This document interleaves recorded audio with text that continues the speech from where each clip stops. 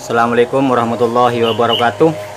Ini kemarin motor sudah jadi lur, tapi terjadi ngebul lagi ya. Motor ini ngebul lagi. Dan video ini sekalian membahas pertanyaan bagi teman-teman yang bertanya.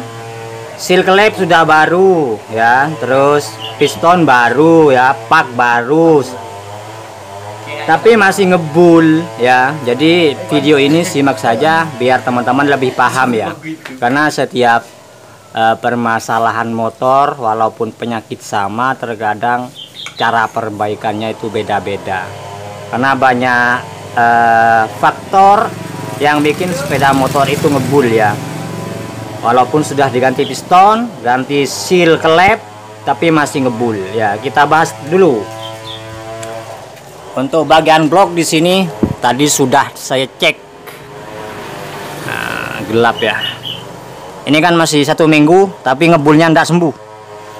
Di bagian sini saya colek-colek gini lur. Ini masih aman ya, ndak ada rempesan. Akan tapi motornya ngebul. Lihat dari ini muncong. Nah, di sini ngebul. Akan tapi di bagian ini aman, di bagian kolterannya ini aman, tidak ada rempesan. Tadi sempat diputar menggunakan bor di sini sambil ini dipegang ya, maju mundur secara kencang bagian sini. Ternyata tidak ada rempesan. Berarti ini aman. Untuk bagian kolteran aman. Akan tapi motornya ngebul. Nah, jadi kita bahas lagi untuk bagian kop silindernya supaya tidak gagal paham.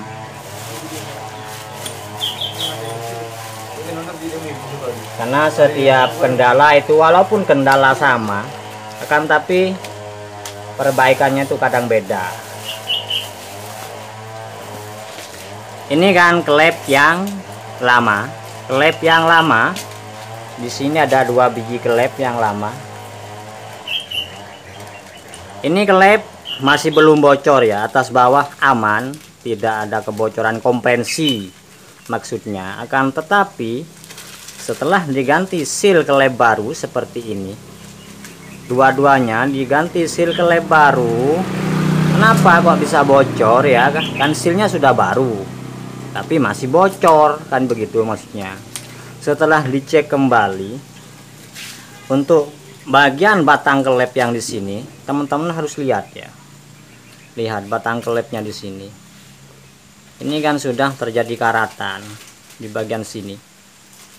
Kalau sudah seperti ini, otomatis olinya akan masuk juga walaupun sel klepnya baru. Akan tetap masuk. Ini layaknya skok depan ya. Jika pipa as skoknya sudah baret, kita ganti seal skok yang baru, dia akan tetap keluar. Istilahnya bisa dibilang tetap bocor. Intinya seperti itu. Ini perhatikan ya.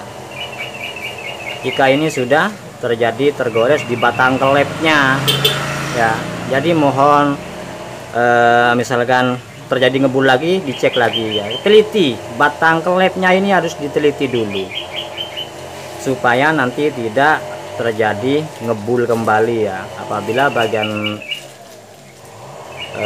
polterannya bagus ya, coba cek bagian ini. Dan setelah ini dicek aman semua, aman ya, tidak ada rembesan, batang klep oke, seal klep oke, dan kita ginikan ini masih seret ya, masih aman berarti lah intinya.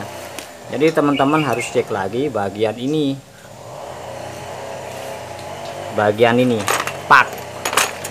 packing untuk kopnya di sini. Ini harus benar-benar tidak ada rembesan ya.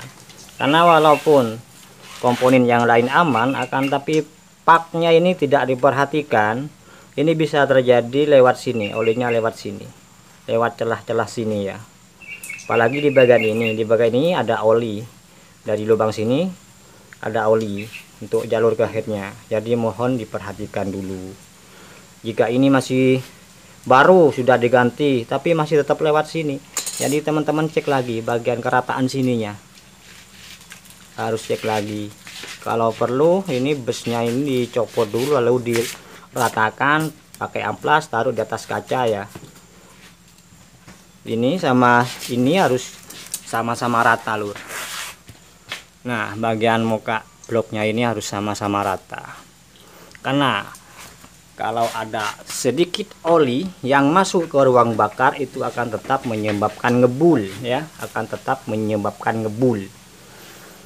Jadi intinya seperti itu, mohon dipahami. Karena kalau masalah perbaikan mungkin teman-teman sudah tahu, kalau ngebul sudah pasti tahu masalah klep, seal klep kan, holter kan begitu. Akan tapi setelah diganti masih ngebul, jadi kita harus teliti lagi. Contohnya di motor ini kan kemarin ngebul parah di holter ya, terus saya ganti seal klep, ternyata 1 minggu ngebul lagi ya, terpaksa dibongkar lagi. Itu namanya juga pekerjaan, tidak ada yang sempurna. Walaupun kita sudah merasa jos, sudah merasa bagus, ini sudah bagus, ini sudah bagus, akan tapi setelah dinyalakan motornya akan tetap ngebul ya, kita harus teliti lagi, harus teliti lagi.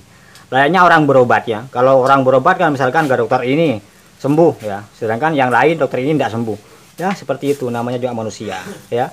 Jadi mohon dipahami, dimengerti. Semoga ocehan yang sedikit ini nanti bisa bermanfaat bagi teman-teman. Salam sehat, semoga lancar rezekinya, amin. Terima kasih. Wassalamualaikum warahmatullahi wabarakatuh.